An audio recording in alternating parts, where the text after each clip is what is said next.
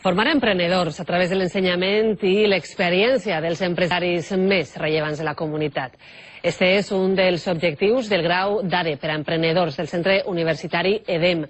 L'Escola de Negocis ha inaugurat esta vesprada el curs acadèmic. Són joves però tenen les coses molt clares. Quan acaben els estudis volen muntar el seu propi negoci. Anava a fer veterinària, però jo tenia molt clar que volia muntar-me un negoci relacionat amb els animals. Este viver d'emprenedors forma als alumnes a través del contacte directe amb empresaris y empresas. Es un grado diferente porque tiene prácticas todos los años, damos docencia en inglés. A l'acte d'inauguració del curs acadèmic han acudit 300 persones del món empresarial y universitari. Estamos consiguiendo desarrollar todo el potencial de estos jóvenes que anhelan, que tienen como máxima el desarrollar sus propios negocios y el crear empleo y desarrollar el tejido empresarial de la Comunidad Valenciana.